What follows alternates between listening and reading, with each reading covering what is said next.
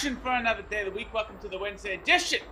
Chasing That Paper, presented by VegasInsider.com. What's up, everybody? How you doing today? Coming off a 3-2 program yesterday. One of those threes was a plus 195 Ice Dog. Detroit Red Wings really came through for us there yesterday.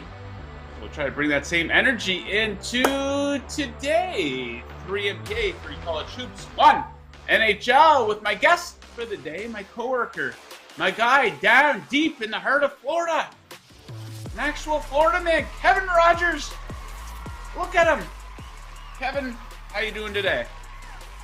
Joe, it's good to see you again, and looking forward to getting some college basketball winners here on Chasing That Paper. So let's get to it. Yeah, let's get into it. Haven't had a whole lot of college basketball, so Kevin and I will go back and forth with NBA to college hoops, and we'll wrap things up with a little bit of NHL. All right, let's get right into the action. We're going to start things off in beautiful Brooklyn, New York, where we have the Charlotte Hornets in town. This game has a total of 222. Give me the under. All over the under in this one. This is an awful matchup for the Hornets offense. Check them out. Over the last 10 games, they ranked dead last in the NBA in EFG shooting percentage. Guess who's first?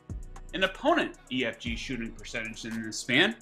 It is the Brooklyn Nets. Bit of a surprise there, maybe. And maybe flying under the radar that the Nets are a pretty good under team, especially at home. The under's hidden 8 of their last 9 at home. All 8 of those unders stayed below tonight's mark of 222.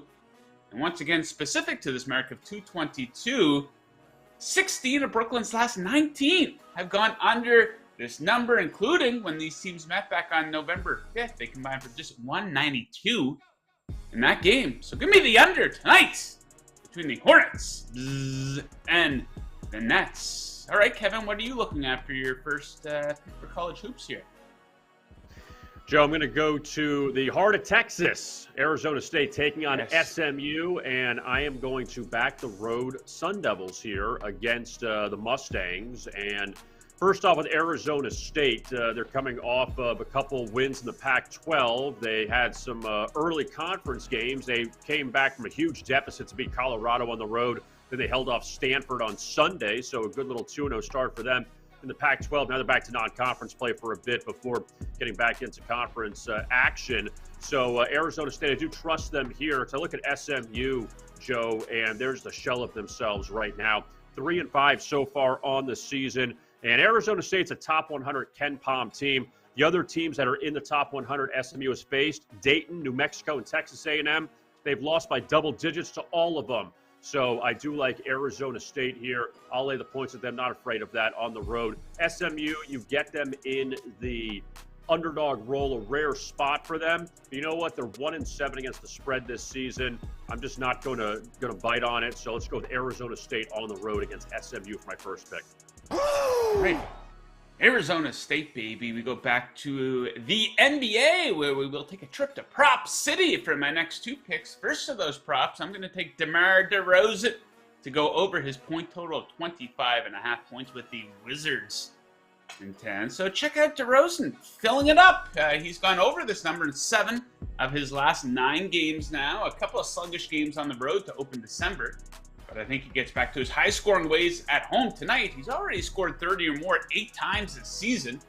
Expect a lot of freebies in this game. He leads the Bulls with 7.2 free throw attempts over the last 10 games. The Wizards allowing the 3rd most free throw attempts over the last 10 games. DeRozan got to the line 11 times against them back in October and lit them up for 32 points in that game, and I expect him to light them up again tonight. Fill up that stat sheet. Give me DeRozan over 25.5 points. Kevin, what are you looking at next here? My second pick, Joe, it's the Battle of Rhode Island. It's URI against Brown, a couple old rivals, and I am going to lay the points with the Rams of Rhode Island. Now, granted, they are going through a transition phase this season with Archie Miller, the former Indiana coach. He has now gone to URI, and they've struggled so far out of the gate, just 2-6. But some of those losses coming to Providence, Boston College, Tulane, Kansas State. They played some good competition so far. Meanwhile, for the Brown Bears, they have won 4 in a row. They've covered all 4 of those games. But 4 of their 5 wins, Joe, in the words of Joe Osborne, they're against shitbags. 300 or lower Ken Palm rating. So Brown has cleaned up against some bad teams. No, URI has struggled as a favorite this year. You're getting them here as a pretty low price. Some of the other games, they were laying 9, 10 points. I think Rhode Island rebounds here off the loss to Providence, and they take care of Brown tonight. What can Brown do for you? A win for Rhode Island. So let's take the Rhode Island Rams to cover and get the home win against their in-state rivals. All right, next up, we got the game of the night in the NBA with the Celtics in Phoenix to take on the Suns. Hey, Jason Tatum, this guy has a pretty high ceiling, doesn't he? I think he's going to hit that ceiling tonight. Give me Tatum to go over 28.5 points, so check him out. He's topped this in 6 of his last 7 games. He's hit at least 30 points 5 times in that span. Phoenix, maybe a bit of a surprise here. They allow a lot of free throws, the 5th most per game over the last 10. Tatum's 8th in free throw attempts on the season. And check this stat out. In 8 of the 9 times that he's had at least 9 free throw attempts, he hit the 30-point mark. Suns also allowed the 25th most points in the paint over the last 10 games, so maybe some easy ones on the inside, hopefully an N1 or 2 or a 3. And here's the thing, he just needs to be average. He's averaging 30.8 points per game on the season. So let's hope he can be at least average in this game versus the Suns. All right, Kevin, what is your final pick for the show today?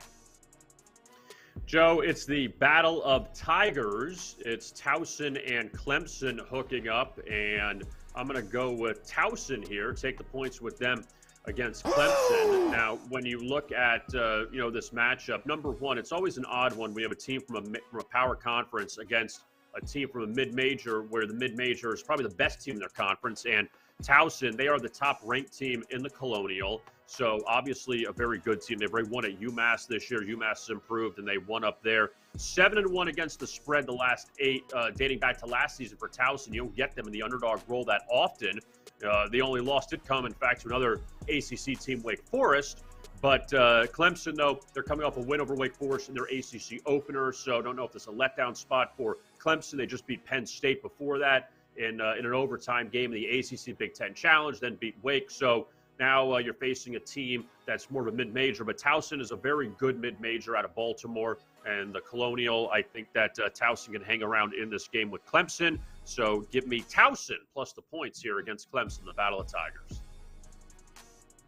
Here we go, the Battle of the Tigers, baby. Okay, Kevin, let's wrap things up on the ice. No ice dog tonight, but pretty good value, I think, on the Washington Capitals, going off at -140 in Philadelphia versus the Flyers, and maybe a breakout is coming for the Washington Capitals. You know, disappointing start to their season. Results haven't been especially great lately either, but you dig into the analytics, and it looks like they could start to right this ship. Expected goals for percentage over the last 10 games, 6th in the NHL, 29th for Philly, by the way, who's 2-12 in their last 14 games. Capitals also 3rd in shot differential and 8th in high danger chances for percentage over the last 10. And Philly, they just can't get out of their own way. They can't help themselves out because they cannot stay out of the penalty box. The 4th most penalty minutes in the NHL. It's hard to get wins when you're always in the box. So let's hope we find the Capitals on the man advantage early and often tonight in beautiful Philadelphia. Pennsylvania. There we go. 7 total picks. I think 7 total woo sound effects from Tito, by the way. Kind of lazy, you know, you go to the well on that. Once in a while, it's pretty good, but he's just sitting there, as I say. Hit the woo sound effect. A little bit of creativity here, maybe. I don't know. Maybe some people find that obnoxious. Who knows? He's having fun, though, Kevin. That's what it's all about. Okay, guys, if you're looking to tail any of these picks, if you're looking to fade any of them, the choice quite simply is yours. I recommend placing your action over at BetMGM, the king of sportsbooks. Kick off your day with the king of sportsbooks. Sign up with BetMGM using bonus code VIBONUS, and your first wager is risk-free up to $1,000. That's VIBONUS. All one word, no spaces, and your first wager is risk-free up to $1,000. Visit BetMGM.com for terms and conditions. You must be 21 or older. BetMGM, the king of sportsbooks. Ho, ho, ho! Merry Christmas! There we go. There we go. Santa can bring us some winners here this holiday season. Kevin, okay, so Kevin, you are our college football guy here at Vegas Insider. So a lot going on in the world of college football, obviously. The college football playoff announced. So let me ask you, let's start with this. Are you satisfied with the 4 teams that the committee selected, or do you think they could have taken a better route? Is there one team you would have subbed in, maybe someone you would have subbed out here, or is it looking pretty good to you? I mean, honestly, Joe, I think everybody would say Alabama, that they're probably better than TCU, but at the same time, your resume is what your resume is, and TCU finished undefeated in the regular season. They lost in overtime to Kansas State in the Big 12 championship. They were that close to being 13-0, and TCU deserves a shot, where Alabama did lose 2 games at the end on the final play to Tennessee and LSU on the road. And, they won the Texas game at the end earlier in the season. They probably should have lost, but we know how talented Alabama is. But at the same time, you're asked to win all your games, and Alabama didn't. They lost twice. And Ohio State, their only loss came to Michigan, who, of course, is in the Final Four. And, they did get blown out eventually in that game. Ohio State led early. But I have no problem with these matchups. The first time we don't have Alabama or Clemson in the college football playoff, which is interesting because people were tired of them for a very long time. Now we're getting new teams, even though really you had Michigan and Georgia last year playing each other in the Orange Bowl. So you don't have all new teams, but obviously Georgia, Michigan, they won their conferences. They're undefeated, so they're in. But TCU, we'll see what they could do against Michigan in the Fiesta Bowl. And Ohio State, Georgia should be very interesting, considering Ryan Day, the coach of Ohio State, pretty much came out and was like, we thought we were dead in the water after losing that Michigan game. They don't play in the Big Ten championship, and now they have a second chance. They have some second life here against Georgia, since obviously USC, they had an opportunity and they lost to Utah, so they got knocked out. 30 or the field at plus 112. Good bet on Georgia, good bet on the field. What do you think? I'd go with the field here because I don't think TCU is going to beat Michigan. So it's either between Michigan or Ohio State to win. Obviously, if Georgia beats Ohio State, then they got to beat Ohio State and Michigan to win the championship, assuming TCU doesn't win. Michigan's in the revenge spot, and I know you love the revenge game, Joe. You love the revenge angle. But, Michigan, they're a pretty stout team, and they've looked good this year defensively. They're excellent. And they went into the horseshoe. They beat Ohio State already. So I would probably go field there on that one. Some plus money to think that either Ohio State or Michigan, when you get 2 shots, that one of them could maybe beat Georgia. So you don't mind Ohio State as an underdog then in that game against Georgia is what you're saying? I don't mind that. No, I think that looking at it right now, I got to dig a little deeper, but Georgia's excellent. Like, you can't take that away from them. We know how good they are. That's one thing. They beat Tennessee handily in the regular season. They did not face Alabama. They beat LSU in the SEC championship, where I don't know if LSU was necessarily the best team in the West this year. LSU got in because they beat Alabama at home, and they beat them in overtime, and that's why LSU got in. But again, Georgia didn't face Alabama this season. They dominated Oregon early on back in game 1, and Oregon was a pretty good team out of the Pac-12. But I'm not taking anything away from Georgia. I do think Ohio State, though, even though their schedule wasn't particularly tough, they had a sneak by Notre Dame in the opener. They lose to Michigan at home. Not a lot of great wins in the Big Ten because the Big Ten's a top-heavy conference. Yeah, they beat Penn State, but past that, there's a lot of not great teams in that conference. So I think Ohio State here are getting points, and again, second chance for them.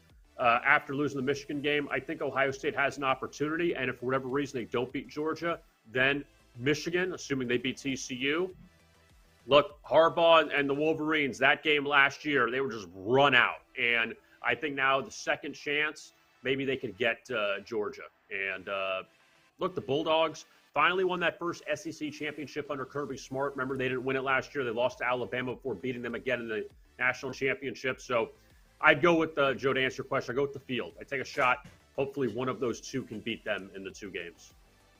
Yeah, take a shot on the field. I just hope we see some competitive games because you got to get some total ass kickings in at least the semi-finals of these things. Okay, the other news topic of the day, the news topic of the morning, Aaron Judge is returning to the Yankees. They signed him to a lot of money.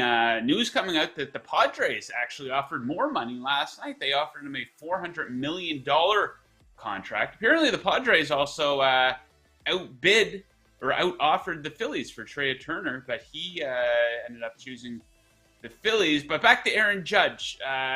It doesn't really change things for the Yankees. You know, they're plus 900 on the odds board. They're going to probably return a very similar version of the team that they had last year. Do you think Judge made the right decision to go back to New York? Do you think he should have split?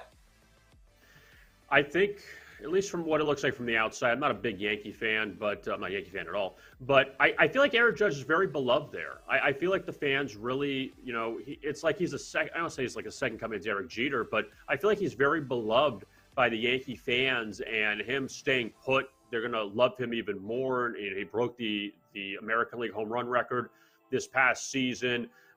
Going to California is tough because you have the taxes. You got a lot of stuff. You got a lot of money you got to pay out there. So you wonder if the money is even equal.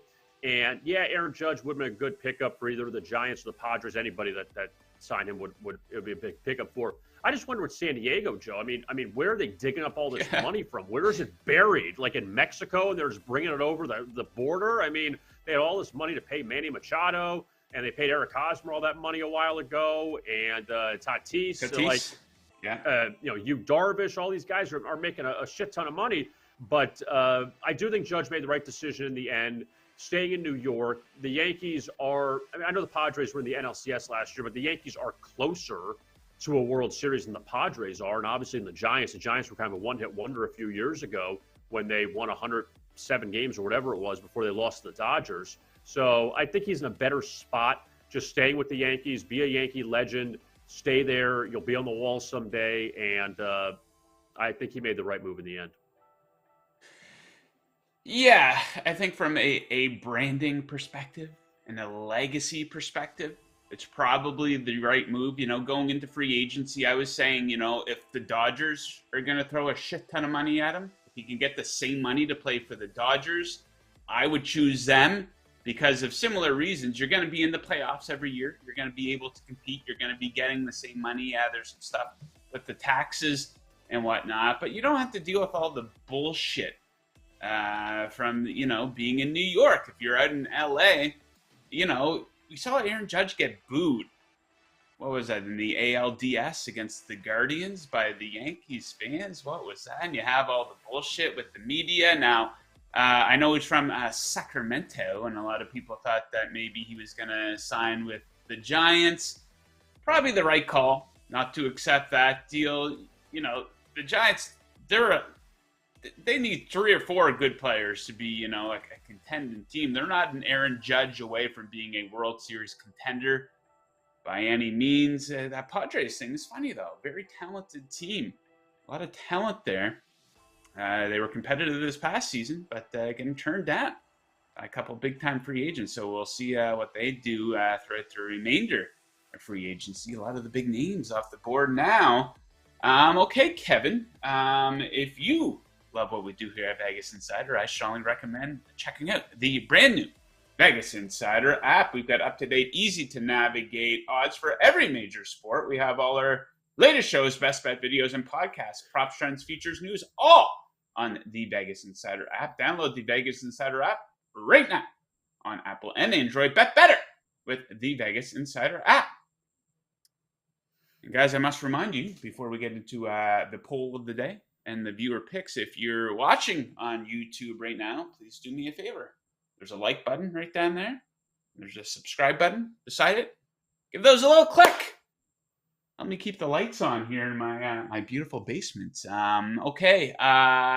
Viewer poll, best game of the night in probably across all sports, I would say, is the Celtics and Suns getting after it in Phoenix. The Celtics, last I looked, they were favored by 1.5. That's what we have in the poll. 60% viewers liking the Celtics there, but I must say, I wanted to pull the trigger on the Suns, but I just couldn't back it up statistically. Phoenix, though, 7-0 ATS after a loss. Chris Paul will be playing tonight, apparently.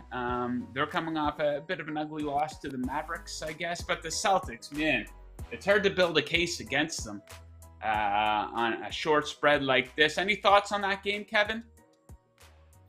It's so interesting, Joe, that this Boston team, I don't want to say, what kind of train they are right now, but they're favored at Brooklyn, they're favored at Phoenix, and they win and cover in these games. Like they lose their head coach before the season, and it doesn't matter. It really doesn't with the Celtics team, and they have two young stars. I mean, Tatum's the MVP favorite, and you have Jaylen Brown, and you have a lot of other pieces around them. And this Phoenix team, I don't know what it is, but for whatever reason, this Phoenix team, they just have so many problems with Dallas now that they destroyed Dallas to start that series last year.